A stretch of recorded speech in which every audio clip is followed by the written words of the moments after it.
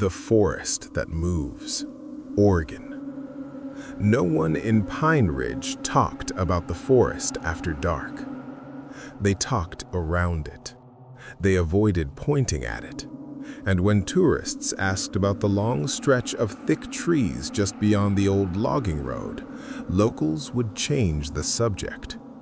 Because that forest was not just haunted, it was alive, and it moved. Eli Carter vanished on a Tuesday. That part is important because nothing strange was supposed to happen on a Tuesday. Eli was an experienced hiker, 26 years old, former Boy Scout, worked as a park ranger assistant. He knew Oregon's trails like second nature. That morning, he texted his sister, "Going into Pine Ridge Forest, back before dark." He never came back. At first, everyone assumed he got injured, maybe twisted an ankle, maybe fell. Search teams were sent in. Dogs were used. Drones flew overhead. But here's the first impossible thing. Every trail they followed suddenly didn't match the map. Paths bent where they shouldn't. Clearings appeared that didn't exist on satellite images, and trees seemed closer together, like something was tightening its grip. After 3 days, they found Eli's backpack. It was hanging from a tree branch, 10 feet off the ground, and it was bone dry despite 3 days of heavy rain. Inside was one thing, a handwritten note. It read, "The forest won't let me leave. It keeps changing." The forest didn't have an official name. Locals just called it the Moving Woods. It was 50 square miles of dense pine, cedar, and blackwood trees.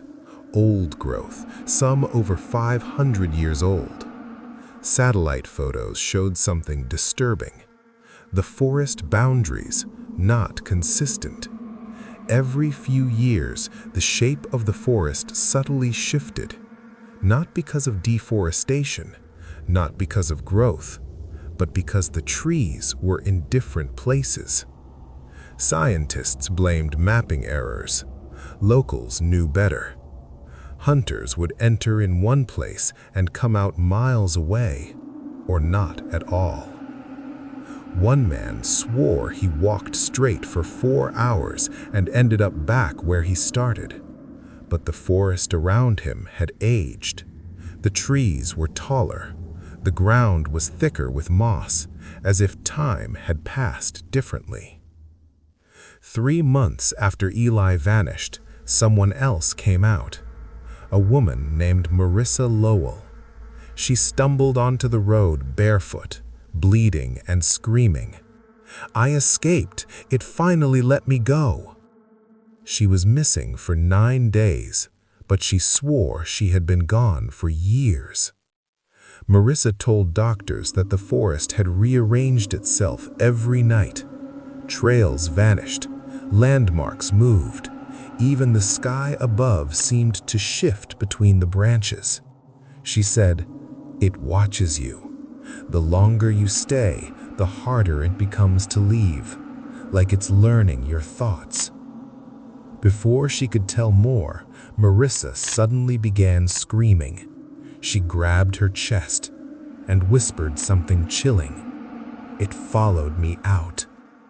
She died minutes later from heart failure. Security footage showed something strange. For a split second behind her hospital room window, tree branches. But there were no trees outside that building. Eli's sister, Claire, refused to believe her brother was gone. She found something hidden in his apartment, a notebook. Inside were sketches of the forest, not normal maps. These were before and after drawings, the same trail drawn differently, the same clearing shifted, and one final message. Every night at 2:17 a.m., it moves. Claire went to Pine Ridge. A retired ranger named Thomas refused to let her go in. "People think it's haunted," he said, "but it's worse, it's territorial." He explained that the forest grew around something ancient, something that didn't want to be discovered. The trees were not just plants, they were cells of a body, and when someone got too close to the center, the body closed around them. The night the forest moved. Claire went in anyway. At 2:16 a.m., she was in the middle of a marked trail. At 2:17 a.m., the ground trembled, not violently, subtly. The wind died, the air went silent, and the trees shifted. Not by falling, not by growing, but sliding, roots pulling through the soil like slow, wet fingers. The trail behind her disappeared. A wall of bark and branches replaced it. The forest had sealed her inside. From somewhere deep within, she heard a familiar voice. "Claire, help me." It was Eli. She followed the voice until she reached a massive clearing. In the center was a gigantic twisted tree. Its trunk pulsed like a heartbeat. Inside the bark, faces were frozen. Hundreds. People.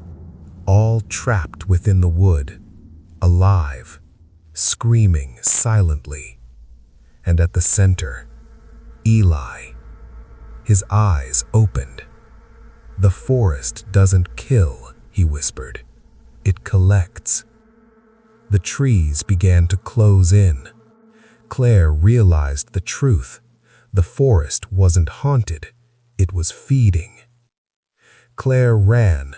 Branches grabbed her. Roots tried to trip her. The trees moved again, blocking every path.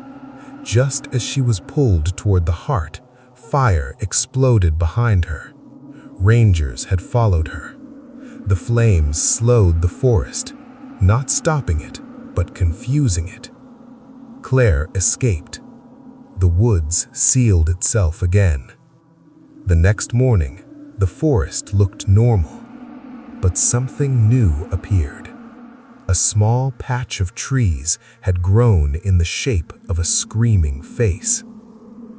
And if you ever hike in Oregon and feel like the trail behind you looks different, don't turn around. The forest might already be moving.